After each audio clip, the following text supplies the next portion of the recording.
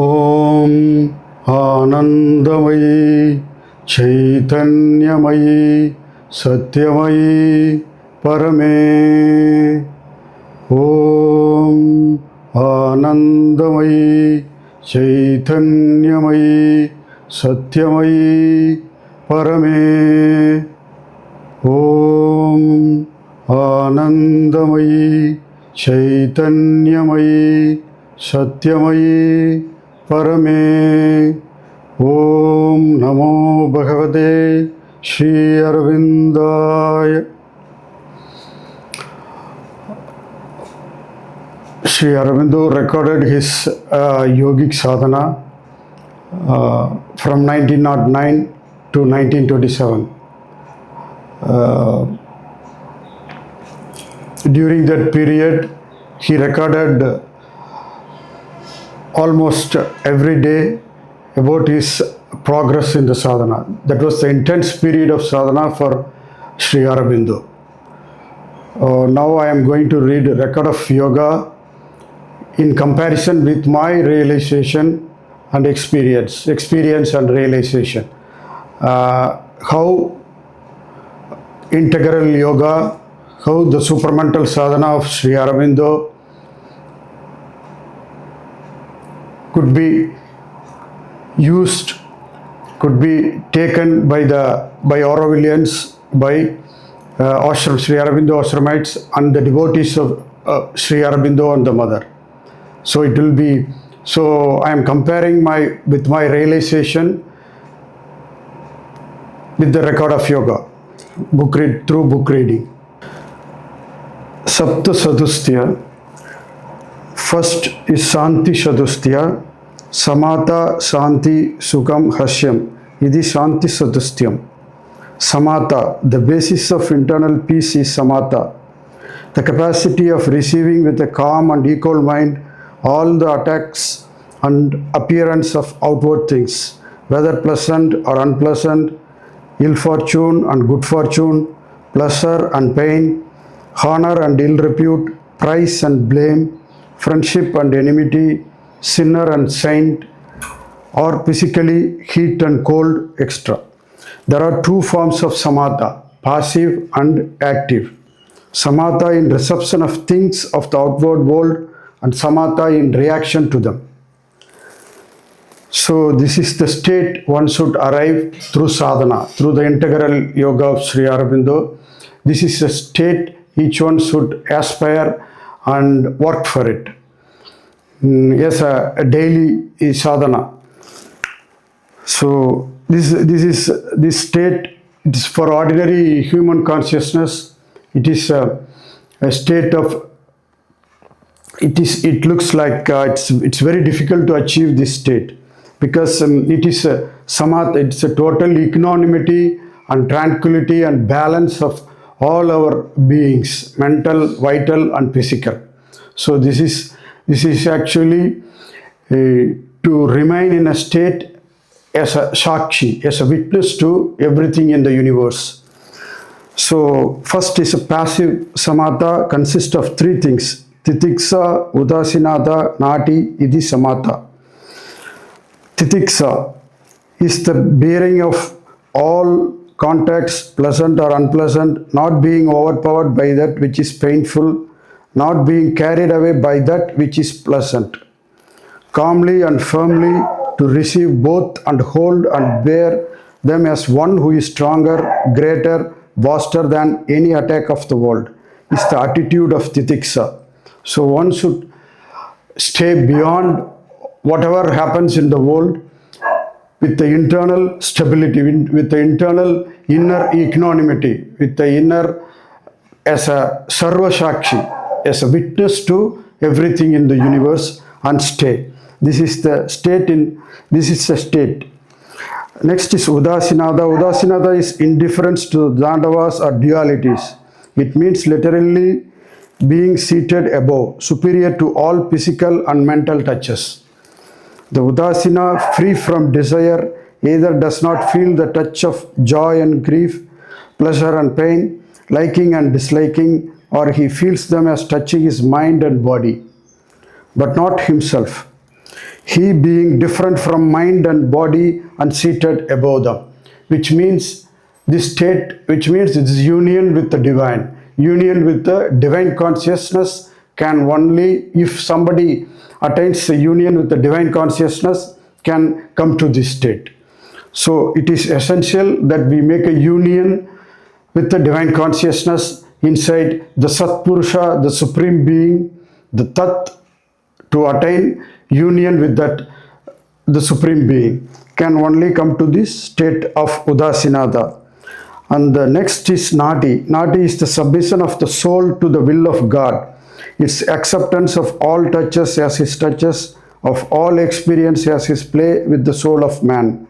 Natih may be with Titiksha, feeling the sorrow but accepting it as God's will, or with udasinata, rising superior to it and regarding joy and sorrow equally as God's working in these lower instruments, or with ananda, receiving everything as the play of Krishna and therefore in its delightful.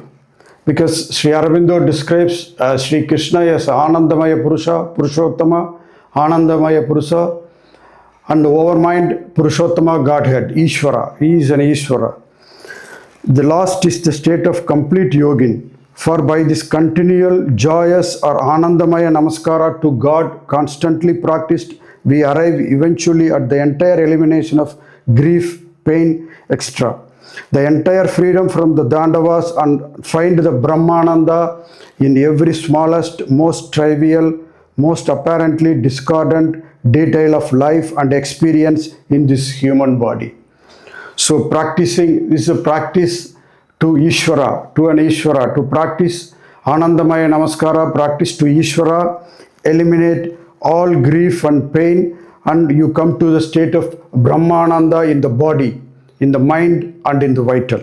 This is what Sri Aurobindo explains here. We get rid entirely of fear and suffering. Anandam Brahmano Vividana Vibedegi Kutshana. We may have to begin with Titiksha and Udasinata, but it is in this Ananda that we must consummate the Siddhi of Samata. So the perfection, the Siddhi, the perfection, the equanimity and the tranquility has to be attained with this state. The yogin receives victory and defeat, success and ill success, pleasure and pain, honor and disgrace with an equal sama ananda. First by Buddhi Yoga, separating himself from his habitual mental and nervous reactions and insisting by vichara on the true nature of the experience itself and of his own soul, which is secretly Anandamaya. So he is talking about the divine consciousness, the spirit, the Atman, the Brahman. To union with Atman, union with the Brahman, union with the divine will give you Anandamaya, Anandam, Ananda in the whole being. He comes to change all the ordinary values of experience. Amangala reveals itself to him as Mangala.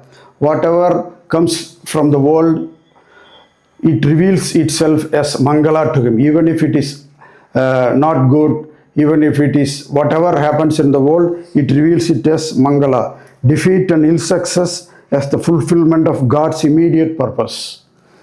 And a step towards ultimate victory, grief and pain, as concealed and perverse forms of pleasure.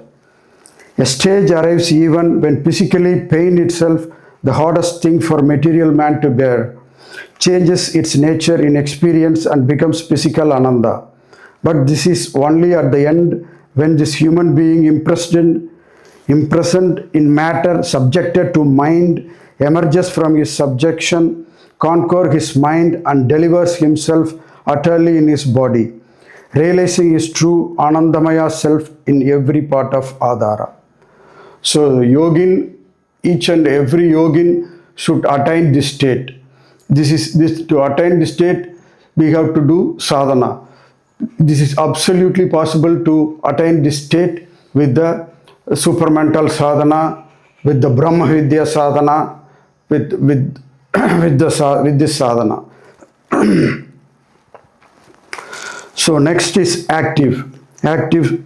It is this universal or sama ananda in all experiences which constitute active samatha, and it has three parts or stages: rasa, pritir, ananda. Idi sarvananda.